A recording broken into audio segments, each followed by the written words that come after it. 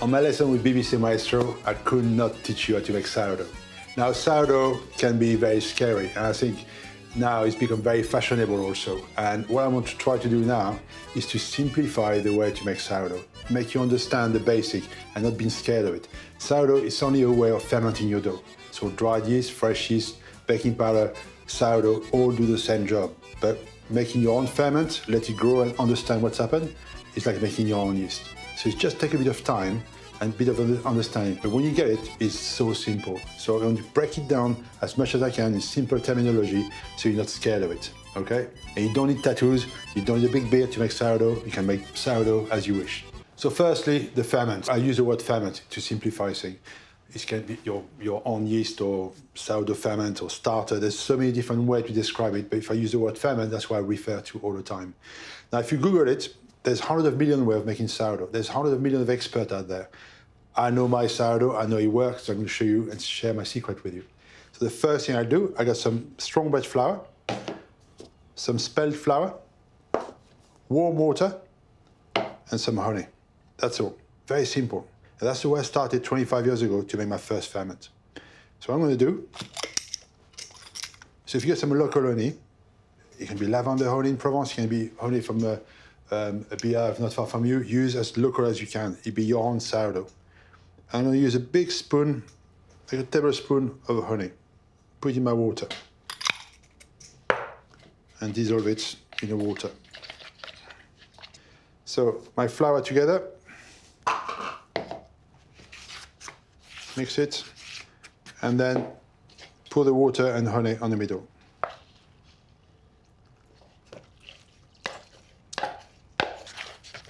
Like a big thick porridge, you can see this. It's nothing fancy, that's all it is. That's all you need to do. Don't worry.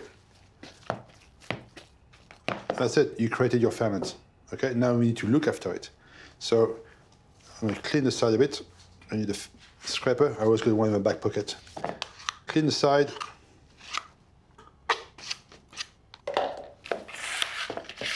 Make it tidy. Okay, so you can see that it's like a big thick porridge. It's not liquid. It's holding nicely. You can see the flour, nothing fancy. So what I'm going to do now is cover it. I'm going to put a plastic bag over the top and leave it somewhere high. The heat goes high in your kitchen. So don't put it on the floor, it's too cold. And you need a good room temperature, 22, 24 degrees, it'll be fine. And then we're going to leave it overnight, 24 hours. So I'm going to work on 24 hours. If you leave it for 36 hours, it doesn't matter, okay? You can leave it for up to 48 hours and refresh it. Like that. And I'm going to put a plastic bag over the top of that. So any plastic bag, it will stop the draft coming through and keep everything nice and cozy in there. Not the prettiest, but, and that bag will last you a lifetime, so use it over and over again. There. Leave this somewhere, not in the fridge, of course, somewhere warmish, at room temperature. So our sourdough ferment. Now we're going to see what's happened after 24 hours. So I'm going to remove the bag, and then take the cloth off. And when you see this, you think, well, nothing happened. Actually, there's a lot going on in there. We always imagine it's bubbling away and everything else. It doesn't. Things take time. So in here, when we look closer, if you had a microscope, there'd be a party going on, okay? That's fermentation, the process of fermentation.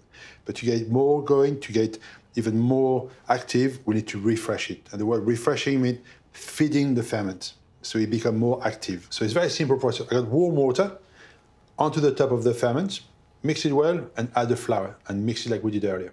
So water. So add the water. And then we just dissolve the ferment in the water.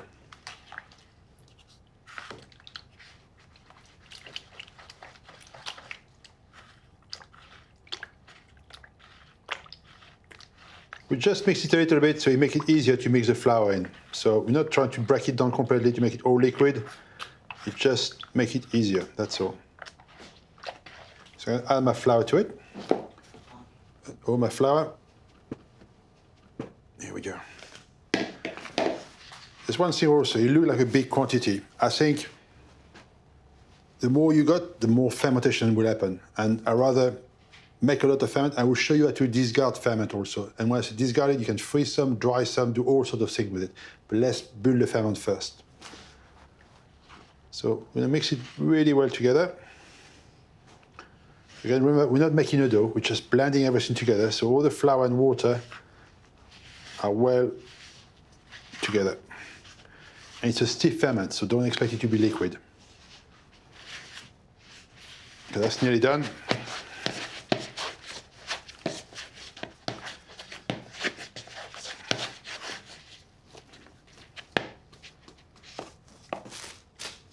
Again, my scraper. Tidy up the bowl. Always tidy up everything well.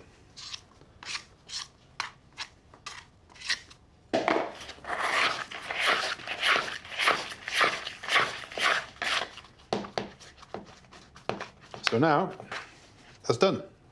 Nothing fancy. Again, we're going to cover it with a cloth, plastic bag, and put it back on the same place where we put the first one.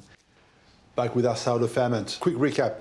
First stage was mixing our flour, spelt, white, water, a bit of honey, mix it, left it for 24 hours, and then we saw what's happened with time, 24 hours. And then we refresh it, feeding the ferment with more flour, more water, mix it well, and then now we're going to see what's happened after 24 hours.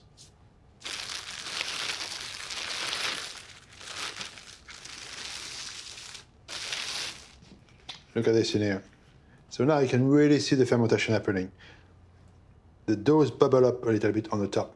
There's things going on. There's bubble everywhere there. You can tell it's active. The smell is different. There's things happening. That's fermentation. So let's have a closer look at it now. You can see the strands forming. The deeper you are, look at this inside. The smell just come out my nose there. It's beautiful, beautiful. So look at this, already the scaffolding like spider web in there. Beautiful. Beautiful, beautiful. It starts to get together. That's what I'm looking for. Stiff ferment. Good. So now we're going to refresh that. But if you see there, there's quite a lot of dough. So if I refresh that now, you'll end up with a massive, massive ferment, which is great if you're in a bakery, but at home you don't need that much. It can be a bit scary. So I'm going to use half of this, put it in my bowl, refresh it. And the other half, later on, I'll show you what to do with it. But for the moment, just use half. There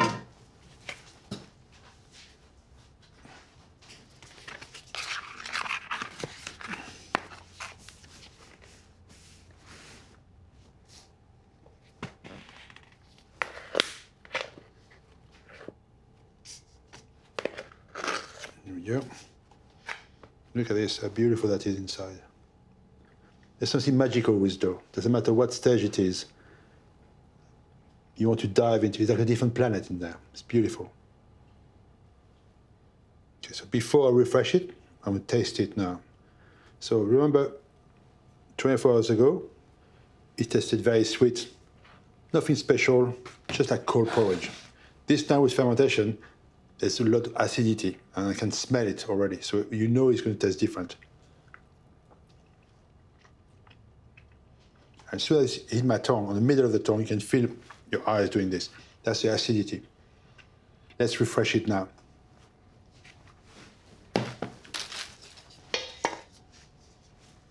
So again, I put my water.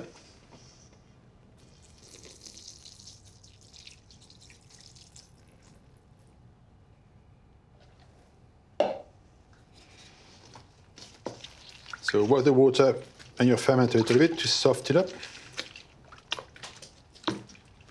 So I'm dissolving the ferment in there. You don't have to go all the way, it's still lumpy, but it just makes it easier to mix your flour. At the same time, use your nose, use your instinct, smell it. You get used to your ferment, it becomes yours. So look at this, really, really nice. Love the smell of it. Okay, so it's still lumpy, don't worry about it. Put the flour, so just white flour now.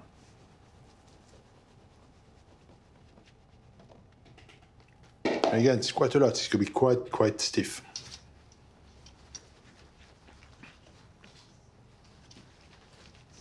So I'm mixing it, you can see it's stiff, a bit more hard work on this one.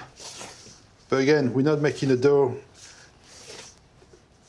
soft or anything like that. It's just a very rough dough. So I want everything to get nicely together. So I mix it. There's still some dry bit at the bottom. It will go in, don't worry. Again, you can use a mixer, but very slow speed on the mixer. Don't be tempted to over mix it.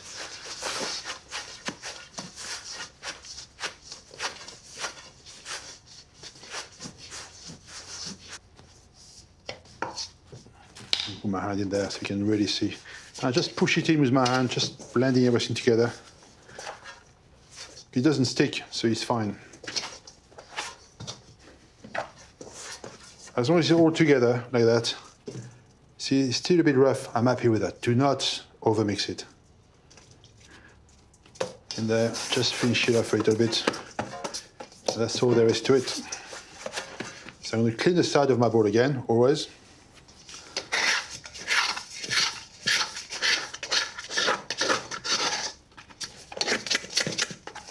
All those bits in. And then we'll put it to rest, like we did, a cloth and a bag over the top, another 24 hours, and then we see what's happened. So on this one, you see I refreshed just with white flour.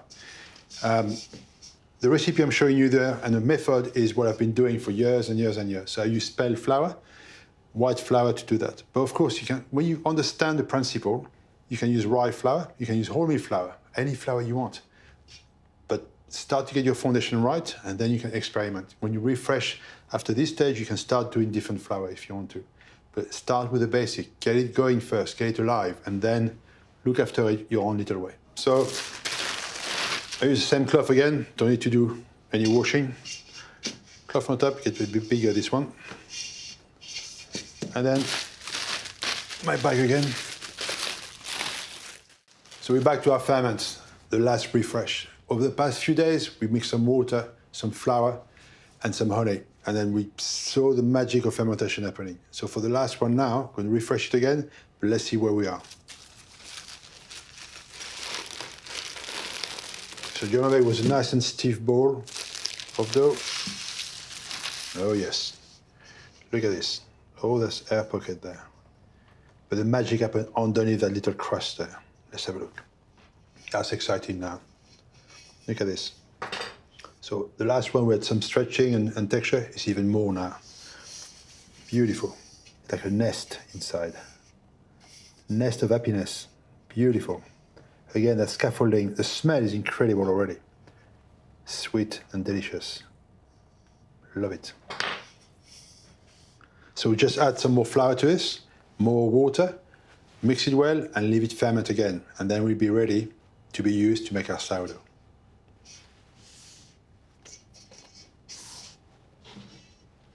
Let's mix it.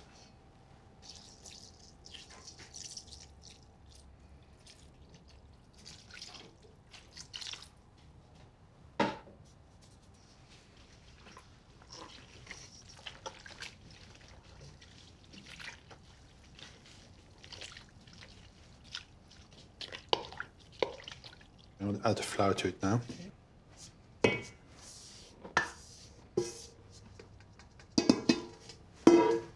So it's a bit more quantity now. You need a bit more muscle on this. So mix it well. Again, take your time. So do as much work as you can with your spoon, and then you can put your hand into it and really feeling part of it. Swap with my scraper.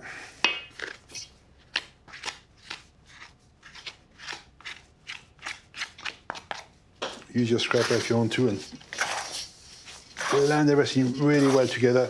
Push it in. Again, remember, we're not making a dough, we're just blending everything together.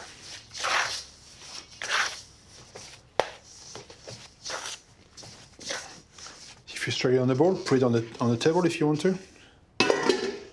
And just work it with your hands, just like that. Push it into itself, roll it over itself. That's a nice way of doing it as well. And push again. See how quickly it comes together. And you feel that dough in your hands, it's amazing. Because this will give birth to so many of your bread. This will be the foundation to all your baking after that.